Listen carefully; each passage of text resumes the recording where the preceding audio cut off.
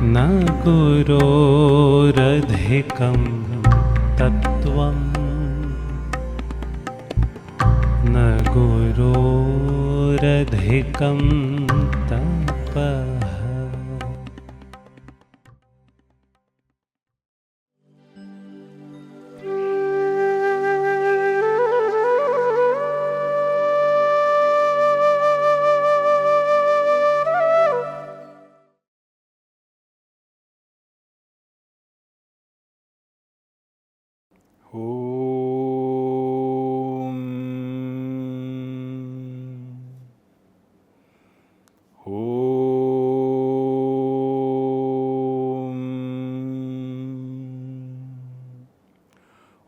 Shri Gurubhyo Namaha. Hari Om.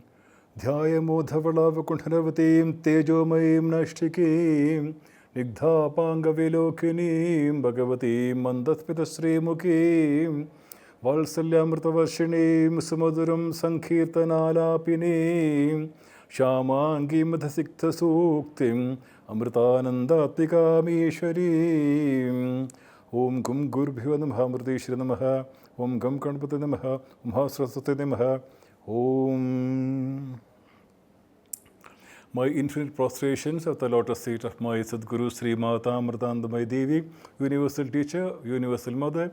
My humble pranams to all of us beloved children listening to this episode. We have already covered 2 episodes regarding the topic of idol worship. I already mentioned that it is a very vast topic, the idol worship and the temple worship also. So we will today, Dr. Sriram Devanath, our principal of our Engineering College, Bangalore, he will be speaking about the same topic, a little about temple also. Let me give you one important point. If you remember, we had said in the previous episodes that the thoughts, our human thoughts are always going outwards. That is called dhara. And that dhara, when that dhara is the outward flow, continuous flow of thoughts outward. When that dhara is reversed, it becomes radha. When the Guru advises to turn our thoughts inwards and focus on our own self, there we can behold, we can experience the presence of the divine being.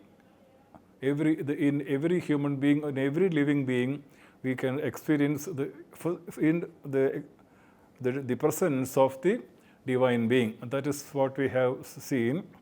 In our all other worldly languages, in science and technology, we are looking at we are studying, we are trying to understand the outer world. All subjects are, we are taught to look at the world around us and try to understand the world around us. It is the outside. It is objectively. Let's take a very good example. Even in medical science, and medical students, when they are studying about our human body, what are they doing? They are observing the human body objectively. They say that this is the brain of the human body, this is the heart of the human body, this is the lungs of the human body. Then we say this is the intestines. Then we have the what you call it, the kidneys, the liver, the prostate glands, etc. We are seeing the body in front of us. We are the medical students. They are studying the human body objectively. For 5 years, 7 years, so up to PhD, they are studying it completely the objectively. Our spiritual masters, they also teach us, try to make us understand what is the outer world. But they say that you can understand the world, outer world, only when you understand yourself. and therefore they make us turn slowly inwards. So we can see the medical students, unfortunately, they say that the patients, the disease is, all diseases are for the patients. They don't think that they also have the same human body and they also can get diseases. That is not, they forget that. I mean, in general, they study that outwardly. Except you see, when the COVID, during the COVID time, the doctors also were very, very scared. They understood that they also can easily become a patient, because COVID is COVID is the very what do you call it? COVID was a very, very powerful disease. We can easily get the disease. At that time, the doctors were some of them were very scared also, because now they understand that they also can become a patient. That's what I'm trying to understand. Otherwise, they think that the diseases are only for the patients. During the COVID time, they understood that the doctor also can become a patient.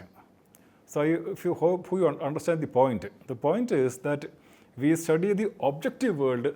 When the medical science, when they study the human body, they also have to remember that the same body, this is I also have a human body and I also can get the same disease. So the point is, study the outer world, and then our gurus, our acharyas, they make us turn inwards and try to understand the inner world. So we can see in the Bhagavad Gita chapter 13, we can see kshetratnyo vivekaha. That is the real knowledge. Bhagavan Krishna says, kshetratnyo vivekaha tad jnanam. Briefly, I'm telling you, the kshetra, this human body is the kshetra, and the Chaitanyam, it says kshetratnya, the knower of the field. Therefore, our temple also, we can understand temple is very, very scientific. The idol Pratishtha is also very, very scientific. They are making understand that the temple, they represent the human body, and the idol represent the pure Chaitanya within us. What we see as the temple and the Pratishtha, they are just the human body and the Chaitanyam. So we are turning inwards. So let us now understand this point, and let us listen to Dr. Sriram Devanath's talk. And for the time being, we can, after this talk, we can conclude the topic of idol worship, and then we can slowly move to the other next topic in the special features of Sanatana Dharma, salient features of Sanatana Dharma. We can move to the next topic.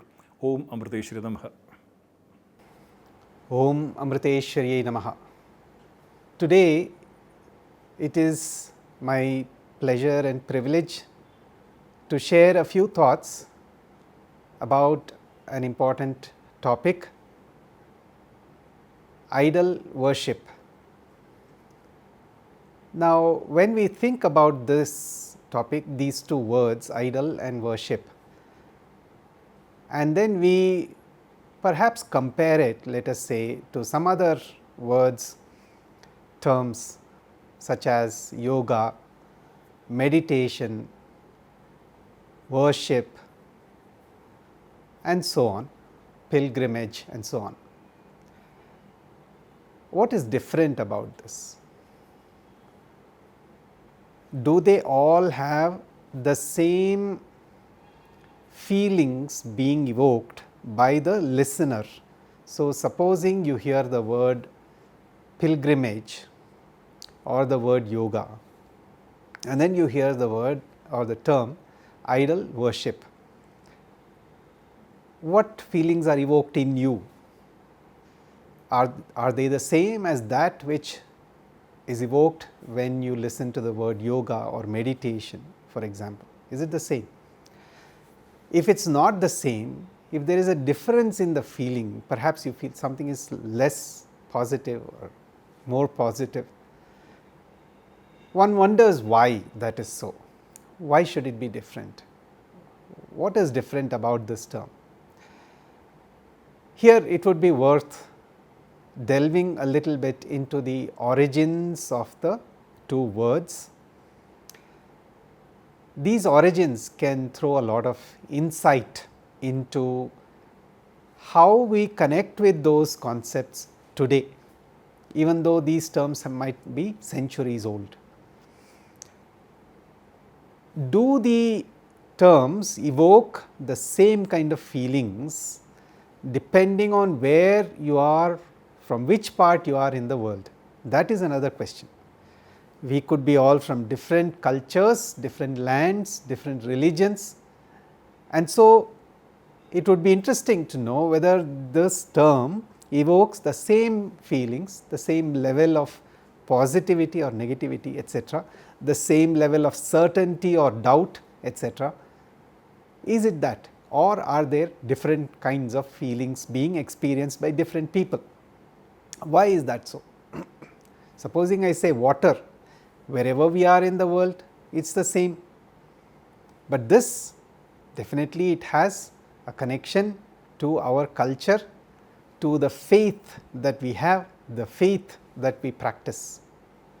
Definitely there are connections.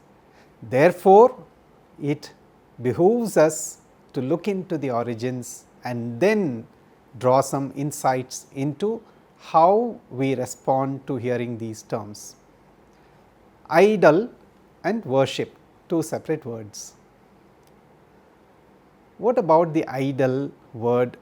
What are its origins?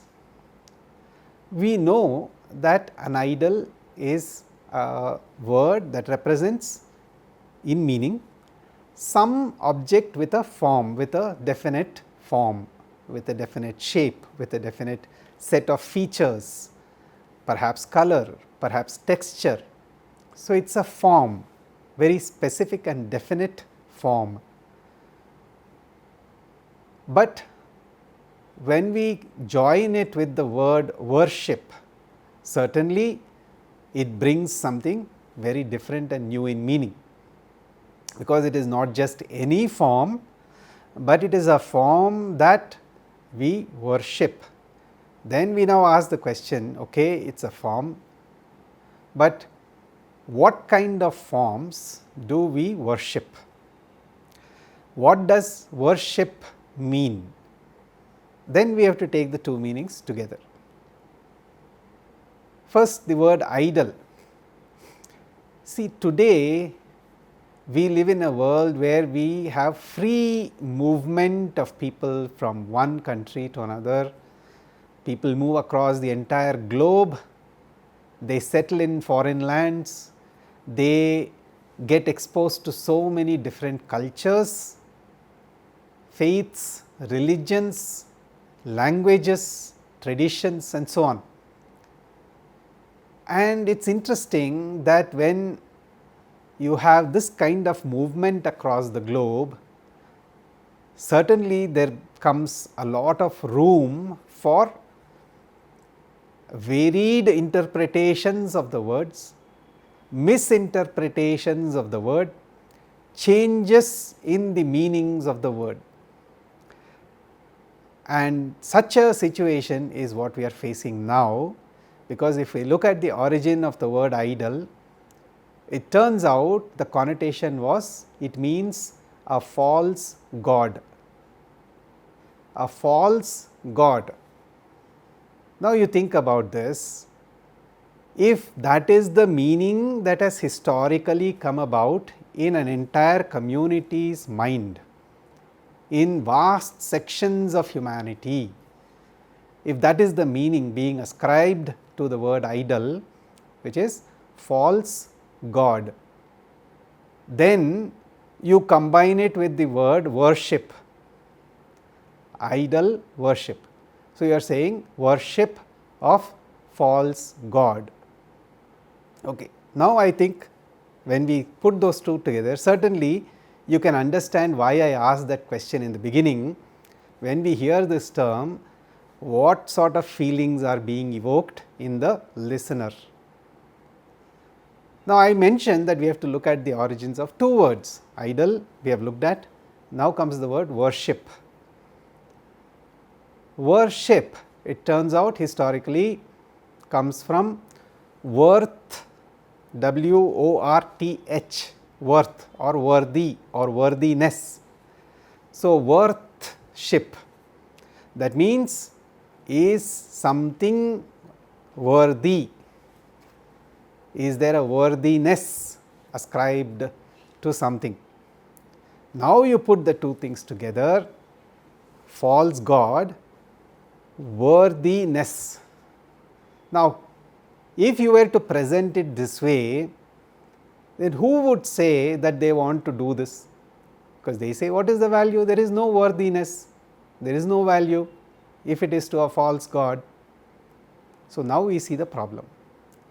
When there is such kinds of movements across the world, such kinds of cultural mixings, such kinds of linguistic mixings, such kinds of religious mixings, such kinds of mixings of faith, we see now how there are opportunities for misinterpretations, misunderstandings. Therefore, my dear brothers and sisters, when we understand this kind of history, we would attempt at least to use the right language. Unfortunately, English is the transactional language by default. It is the transactional language for most of our communications, at least the professional, educational communications. Therefore, let us use it, but let us use it with caution and care. Now, we ask ourselves, if such is the connotation for the term idol worship, what is our alternative? What are our alternatives? One, wherever possible, we could practice using the Sanskrit word as it is merited. So, for example, Murti. Now, along with this, there are two aspects for the Murti. Murti in Sanskrit again refers to a particular type of form, but we will come to that. But there is the first entry and then there is the worship. One is the establishment and the second comes the worship. So, first in terms of the installation, the establishment, that part we have the installation of the Murti. So, now since we are conversing in English, if we have to use the word idol, let us understand that we owe it to ourselves to remove that wrong ascription of a false god. It is not that. Then if we are clear in that, then it is okay, we can use that term, but let us be very, very clear in our mind. When we say idol, it is not a false god, because that gives a very wrong connotation. Having cleared the air with respect to that one term, now we come to Murti Pratishtapana. Murti Prana Pratishtapana. Prana, the vital energy, Pratishtapana, the establishment, the installation and so on, invocation, invoking. If we then look at this part, first we have to invoke that living presence of the Murti, the deity, into the form. Subsequent to that, then there is the worthiness. So, worship leading to worship. So, those two stages. So, now we understand that when we look at idol worship, that it means something very profound. It has very, very vast, subtle symbolism associated with it. Subtle but nevertheless very powerful symbolism associated with it, and there is a whole science behind this. Here comes the second misunderstanding, which is when we say the idol is being installed, we use the English term consecration. Now, unfortunately, that also can be very misleading. Prana pratisthapana is not the same as consecration. There is so much more to it. Therefore, today we can spend a little bit of time contemplating on what is involved in this aspect of idol worship, what is involved in this process of prana pratisthapana for a specific murti. So, we will start with idol worship. We understand that if we have to transact in this world, we need thoughts, speech, action. It starts with thought. When we have to interact with other beings in this world, we use speech, we use sounds, we use vocalization. When we have to further interact, along with the speech we need action. We need to use our hands for different things, moving objects, manipulating things in the world. We need to move around with our legs. So, thought, speech and action must be in sync in order for something to be successfully executed as per our intention and objective. So, when we now try to take this idea of this synchronization, how is that connected with idol worship? We all have certain goals in life. As per our Sanatana Dharma, these lakshyarthas we say. So, we understand the final goal of moksha, self realization, liberation. Keeping that in mind, the question naturally would be, what is the process for it? Then people will give many answers. One of the answers they may give is that you need help. You need help in order to attain self realization. You need help in order to attain moksha or liberation. So, who is going to help? Two answers. One who is liberated, they may be able to guide us because they have achieved what we are trying to achieve. Two, the almighty power that exists in this world,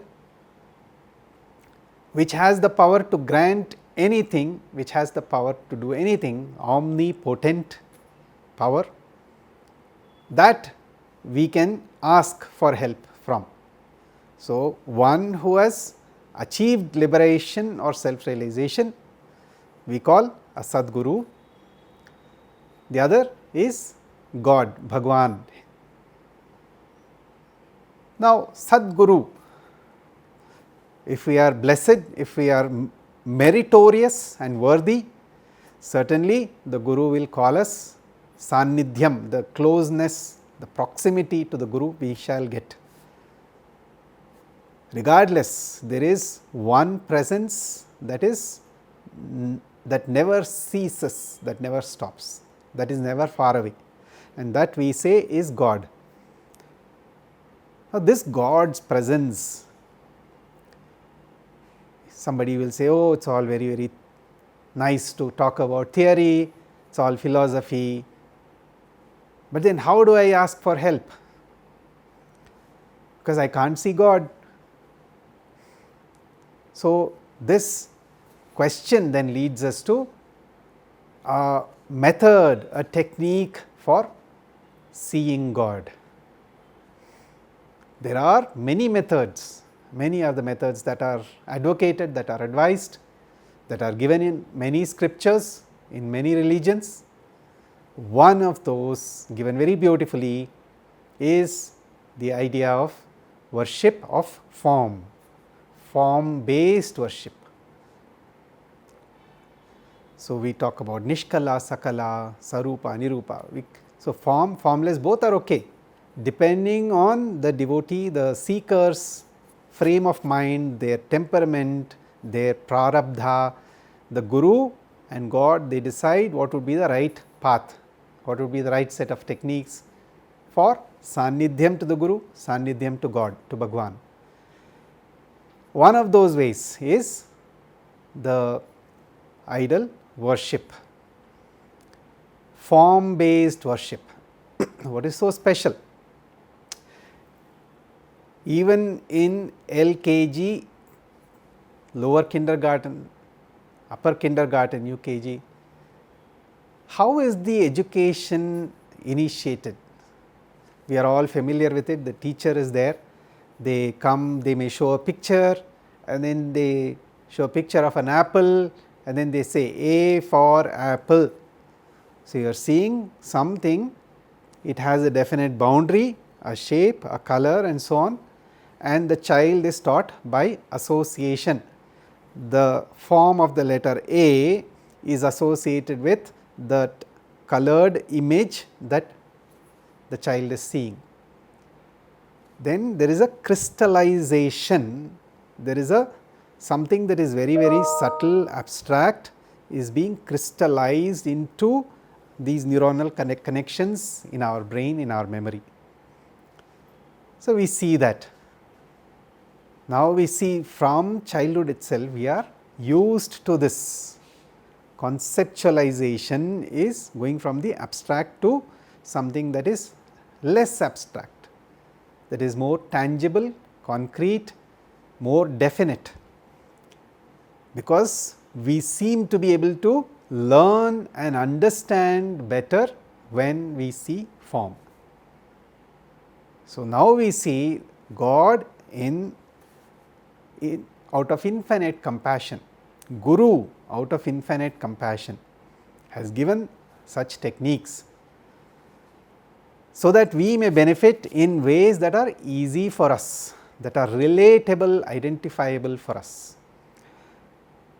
So, now if that is the case, then the question will be, how do I know that these techniques are really effective?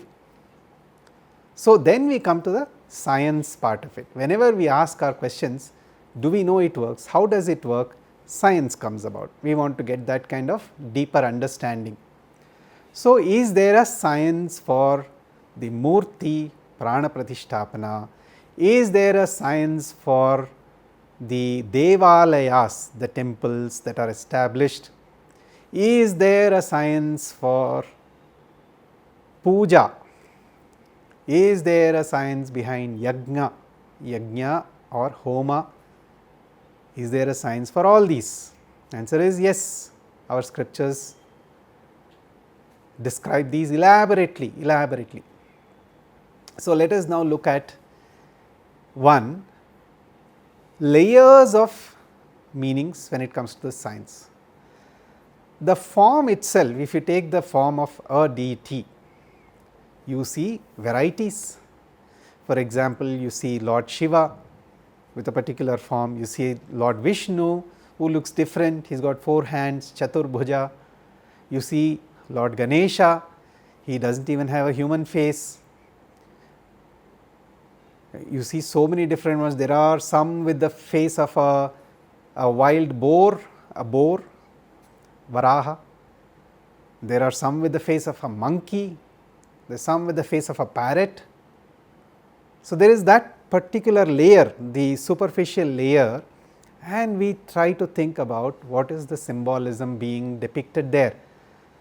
Not only what does it mean, but why should I care?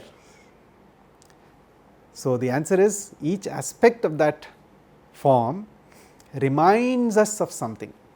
Now, I told you A for apple, Like that, on this journey towards God, journey to Guru's feet, all these associations, they remind us, because I am journeying somewhere, and if I get sidetracked, I need a reminder, and those are the associations. They say, come back on track, come back to the road. So, each time I set up my environment in such a way that wherever I go, I am reminded, hey, that's not the way, that's not the way, go straight.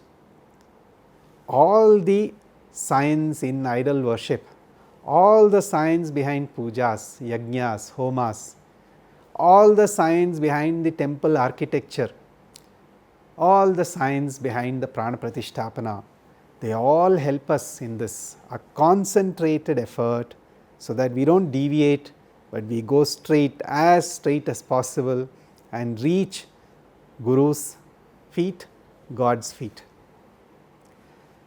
When we look at the idols, we know, as I said, the two steps, prana pratisthapana and then the nitya pujas, the worships. The prana pratisthapana, the word that is there, the term that is there, as I said, is not the same as consecration. Although these days in the social media, in newspapers, we find that it's being used synonymously. So, it's an unfortunate occurrence, but we need to understand there is a whole science behind it.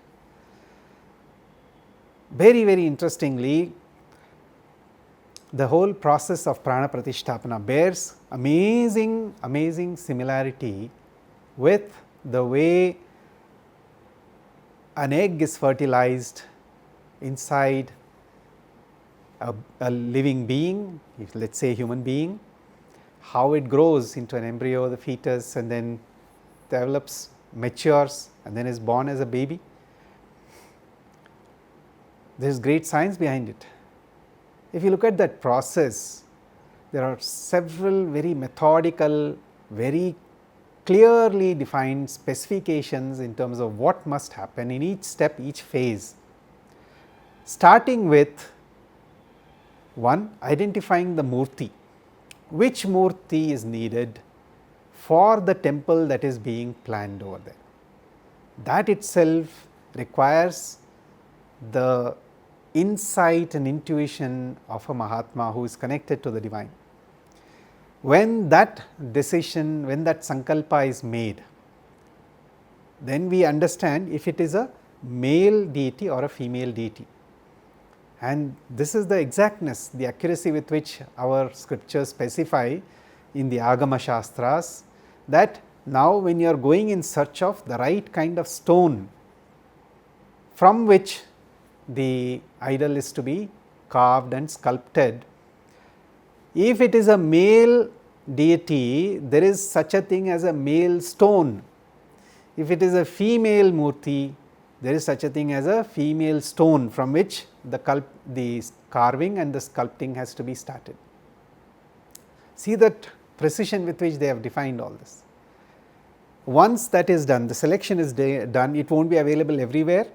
Even where it is available, that particular stone is available, there are instructions in terms of how you, from where do you take it. Suppose there is a big place, there are many boulders and then you have a choice.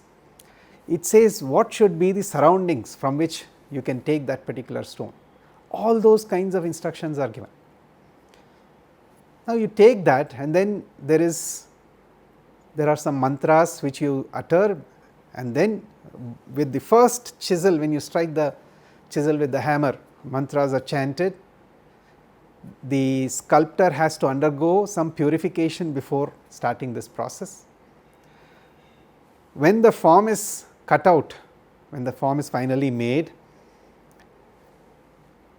the deity's eyes are open, a layer of ghee is applied on the eyes to close the eyes. Around 200 ahutis, homas are performed. Then this idol, After this one step called karma kutir, they go to jaladhivas, immersion in water, could be for days, weeks, even months, could be even 3 months, submersion under water. We know that water is a important ingredient for the presence of life. After that, there are several stages. We know that in order for life to be created, it needs heat, it needs air, it needs space, it needs earth, all these are there. So, it is then touched with darbha grass, special kind of grass which people use for performing all the punya karyas, all the rituals. They use that. The same thing, the idol is touched all over with the darbha grass. So, you have got that contact with all the elements. Then it is covered with grains, the seeds, dhanyas. Now, these dhanyas, we know these are the things which sprout. When something sprouts, you are seeing life energy there. That life energy is being absorbed by the idol. So, you can see each step has been very methodically thought out. After this, they take it, do some anointing of it, they wash it, and then they place 108 different items, pots with different food and other items, which we normally use for our purnahutis and nitya aradhanas, nitya pujas and so on. All these are given for the idol. They are essentially like ingredients of the life energy that is going to go into the idol. All this is happening just to prepare the idol for invoking the living presence of the Murti. So, these 108 pots are there. So, now that is done for a particular period of time. After that is done, then the idol is uncovered, maybe adorned in a vastram, and it is taken out in the community, in public, for all the public to see, the community people to see. They offer their prostrations, they celebrate it with great joy at this formation. You can see how even before the baby is born, there is great celebration in the house. While the baby is yet to be born, it is still in the womb, and still there is great celebration like that. Then there is a special preparation where you have a yantra, a machine, a specific spiritual design that is created in a plate. Underneath that you have 9 gems, navaratnas. Then they cover it. There is a particular set of mantras for installing all that. The idol is placed, and the yajamana who comes, they have to undergo upasana for a period of 10-11 days. Installation happens, and then there is a particular ritual that the sculptor has to do that before they actually start the main prana pratisthapana ritual, which is the sculptor stands behind the murti, holds a mirror in front, and using a needle starts removing the ghee that is applied on the eyes. The first glance of the deity should not fall on any living being. So, for that they look at it indirectly, they only gaze in a mirror and remove the ghee that is spread on the eyes. Elaborate meanings and signs behind all of these. Then the prana pratisthapana, the mantras start, then you have prepped the body to receive that, the avahana, the invocation of the deity to come and reside in that place. Now you see, when we say worship, 2 questions. One, worthship. So, what is worthy here? Second, who are we worshipping? Are we worshipping that stone? Answer is no. We are worshipping a living presence in the stone. See, supposing let's say it is my birthday, and in our family a tradition would be to have bath in the morning, wear new clothes and go and prostrate towards the elders in the family, parents, other elders who may be there in the family. I go and offer my Shashtanga Namaskaram to them. So, my let us say father, mother are there, maybe uncles, aunts are there, I do a Shashtanga Pranam. Now, when I am doing that, in front of me there are people, they are wearing vastras, the clothes. Am I offering my salutations to them? No. But the clothes serve a purpose for the elders just as they do for me, but I am prostrating to the souls that are there inside the vastra, inside the body and so on. Likewise, here the worship is for the actual Chaitanyam, the consciousness that has been invoked and it has become a living presence inside that form. That is the meaning being ascribed there. So, you see that elaborate process that is there. After doing all this for several months and so much effort and with so much shraddha and devotion, dedication, we simply use the word consecration. Is there any justification for this? Absolutely not. There is Mahavidya here, there is great knowledge here, great wisdom here, and therefore may we all practice having the right language to describe what has been handed down to us from our ancient, greatly wise forefathers. The way the idol worship is supported by so many other things, that has to be given some thought to. There is this Vastu Shastra which governs the principles behind construction of any buildings, edifices, any structures. Same thing gives detailed instructions for the establishment, the construction, the architecture of temples as well. Deva Alaya, Devalaya, the abode or residence of Devas, the deities. Tirtha Kshetra. So, when we look at the fact that it is a residence of something divine, there is a set of codes and instructions given on how to construct and how to architect such an edifice, such a complex. In Vastu Shastra, there is this Vastu Mandala, which is a diagram. I will show that now.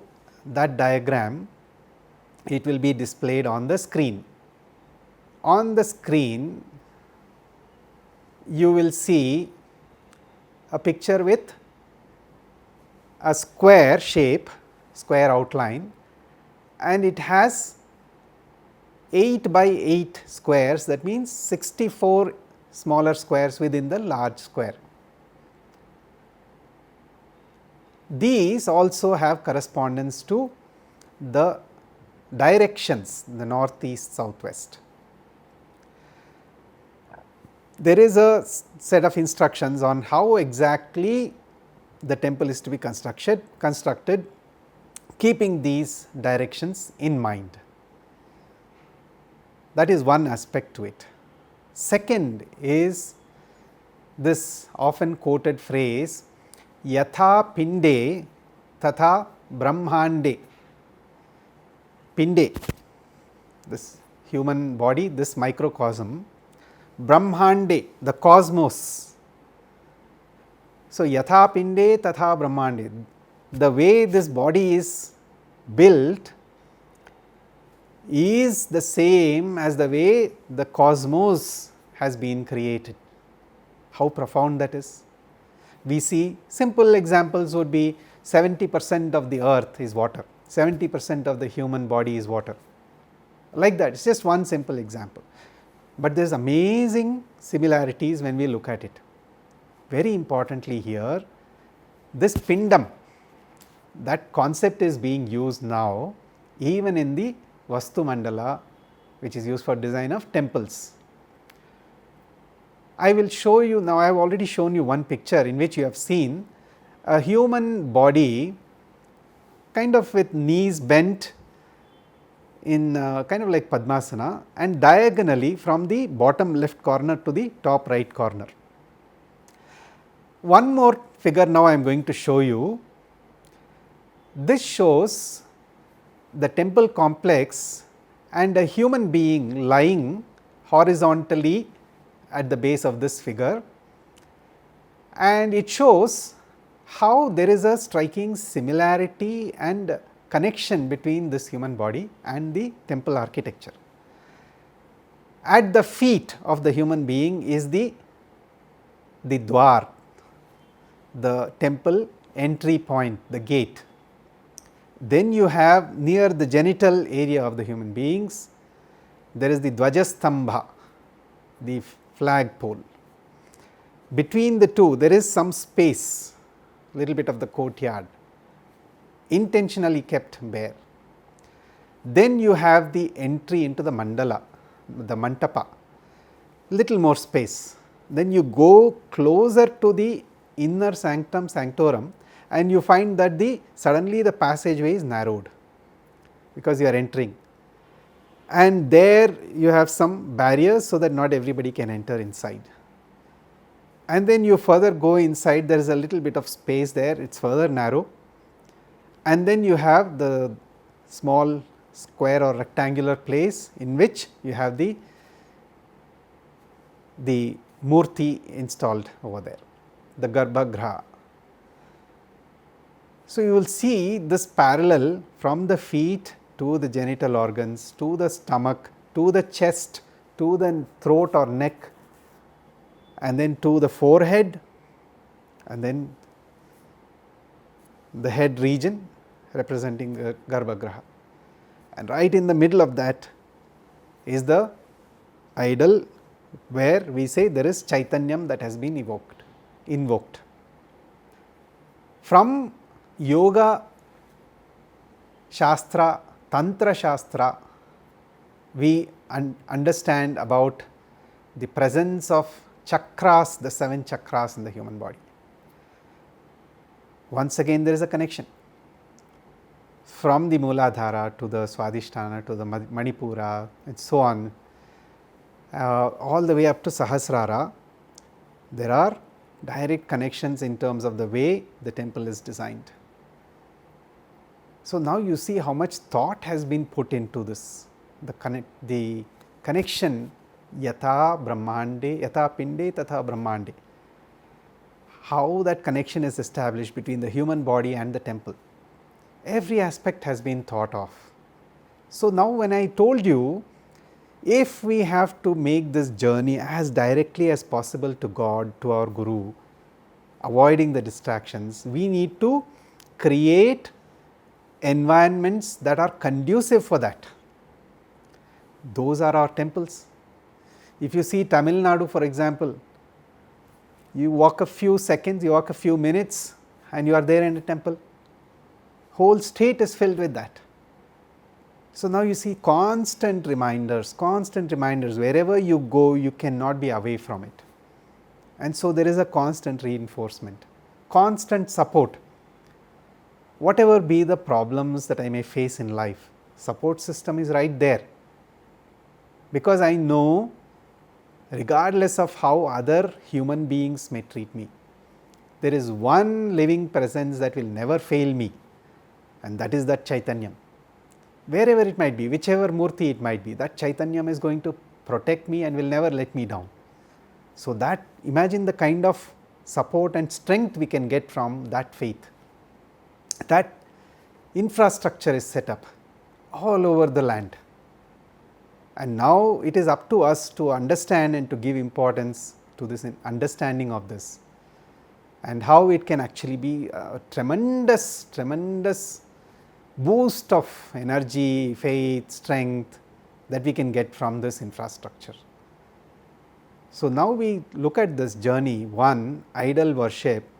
If we understand historically that the English term idol is not the same as what we may be used to in India as murti,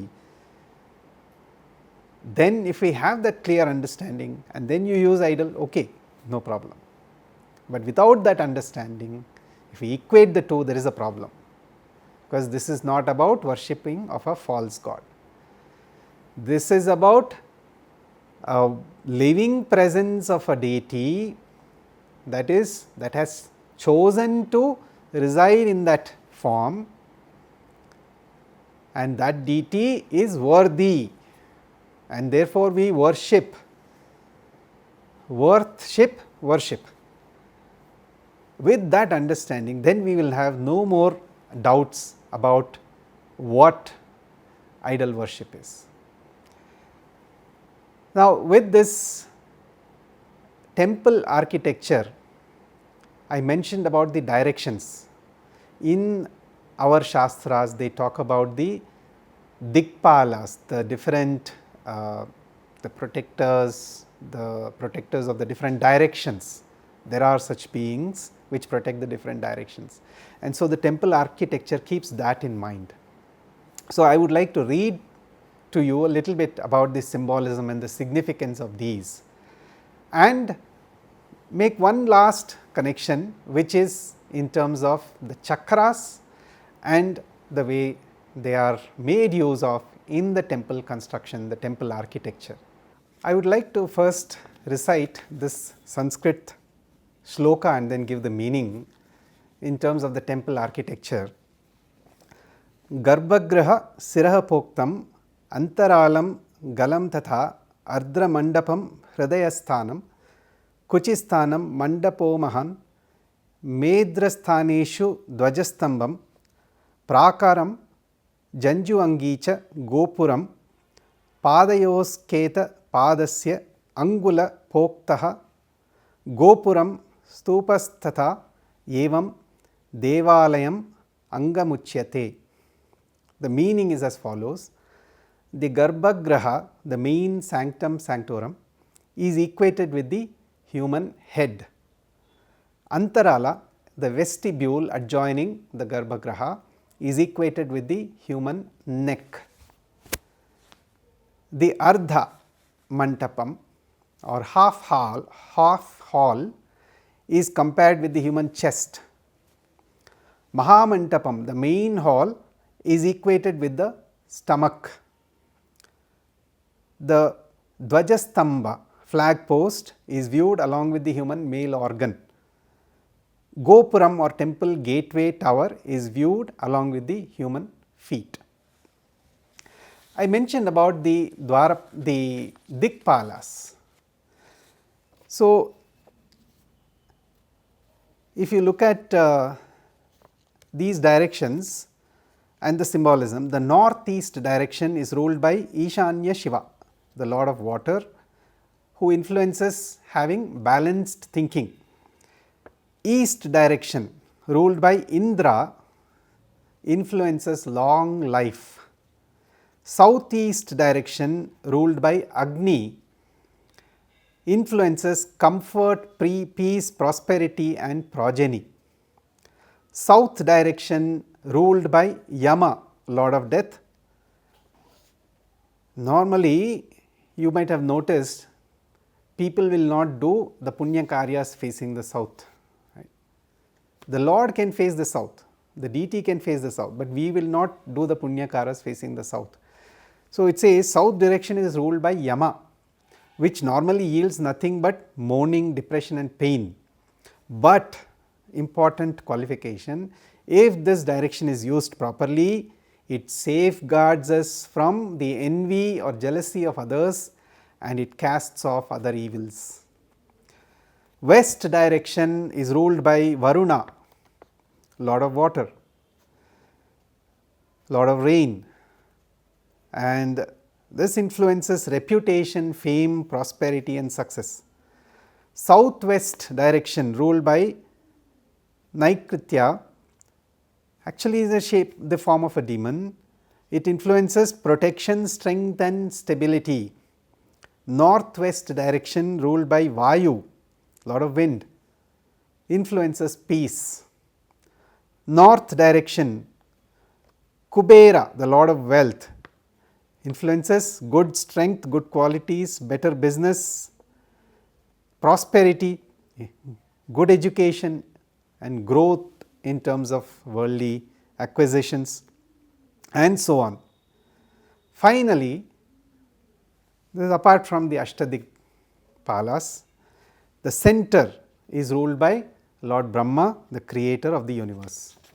Now, if you see some of these adjectives that are being used, some of the terms and attributes that are being used, balanced thinking, who would not want that?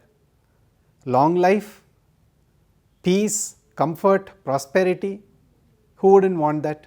Casting off all evils, safeguarding from the jealousy of others, protection for strength and stability, who would not want all these?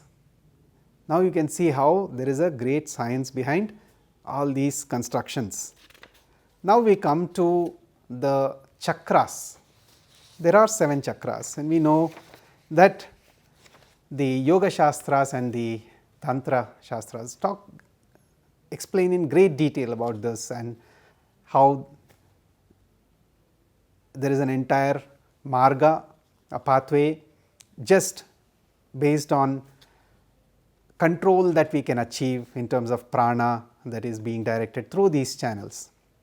So, these chakras are Mooladhara, Swadhisthana, Manipura, Anahata, Vishuddhi, Agnya and Sahasrara. We will take a look, just a very quick look at how they are connected with the Vastu Mandala and the temple construction. So, there again Yatha Pinde Tata Brahmande. So, we have that connection between the human being, the temple and the entire cosmos. First, Mooladhara. According to the Vastu Mandala, this deity Naikritya influences protection, strength and stability. Then we have Swadhisthana in the lower stomach region, and here this will influence reputation, fame, prosperity, etc. Then Manipuraka at the digestive glands. So, this involves the energy of fire, and in the case of women you have the connection between the navel, the womb and the umbilical cord. So, according to Vastu Mandala, Lord Brahma or the Lord of creation seated on this base rules this point. So, this cosmic Brahma, the Lord, bridges the cosmic navel or life. If this point is left open, the vital energy flows and the whole area is blessed with protection. Then we have Anahata located at the chest, which governs the lungs and the immune system, and as per the Vastu Mandala, Lord Vayu rules this point, and if this grid is constructed the right way, it promotes peace and comfort. Vishuddhi is located at the throat and it governs the sound, the speech, communication, the sense of security of a human being. The mantras chanted by the cosmic human being bridges with the cosmic Ishanya form of Shiva, and this form is the Pranava mantra, Pranava Shabda, the Om sound, and according to Vastu Mandala, Lord Shiva in this Ishanya form resides and rules over this grid, and that form represents space or Akasha. So, the mantras recited here, chanted here will reverberate in space. This is why I keep saying there is great thought, great wisdom, great science behind these designs. If this area is left free from obstacles and there is less occupation or less weight, there will be balanced power. Agnya or the third eye, here as per Vastu Mandala, this also relates to open spaces, and this is said to be the seat of divinity. And then finally, Sahasrara or pure consciousness, the Chaitanyam that I mentioned. This chakra is located at the crown of the head, and it is symbolized by the form of a lotus with 1000 multicolored petals. According to Vastu Mandala, Ajna is the sanctum. The Vimanam and Shikara represents the space element, and life currents ascend through the Brahmarandra Shila or the stone slab placed at the neck of the Vimana. The Sahasrara is said to be unseen, and that is the final destination. When we see how much thought has been put into this and how much we have yet to understand, certainly we can generate a sense of responsibility along with a sense of pride at belonging to this rich tradition and culture which has given us so much. Today, if we are too easy with believing the meaning of worthiness of false God and too hard in believing this profound, subtle, vast meaning which can guide our day-to-day transactions in the world to take us towards the Lord's feet. Certainly that would be unfortunate if we are giving too easily into that wrong meaning, and if we are too hard in terms of accepting the right meaning, that would be unfortunate. Therefore, we owe it to ourselves and to our future generations to dedicate time and effort in developing this kind of right understanding. Subsequently, wherever we walk, whichever part of the world we go to, certainly we would become patras for carrying and transmitting the energy from that temple's Chaitanyam everywhere, into our houses, into our places of work, into our meetings with fellow beings, into our interactions with all living beings, into our very existence in this Brahmandam. That is the intention, that is the design with which this beautiful concept of Murti worship, this beautiful concept and architecture of Devalayas has been designed by our ancient seers and Mahatmas. So, with great gratitude to all these Mahatmas, I pray that, my dear brothers and sisters, that we have deep faith in the rich legacy that they have passed on, that we have deep faith and that we will do our very best to understand and put into practice whatever they have communicated. With humble pranams to our most beloved Amma, I offer these words at Amma's beloved feet. Om Amriteshwariyai Namaha. Lokaah samastaah sukhino bhavantu. Lokaah samastaah sukhino bhavantu. Lokaah samastaah sukhino bhavantu. Om Shanti Shanti Shanti. Om Sri Gurubhyo Namaha. Harihi Om.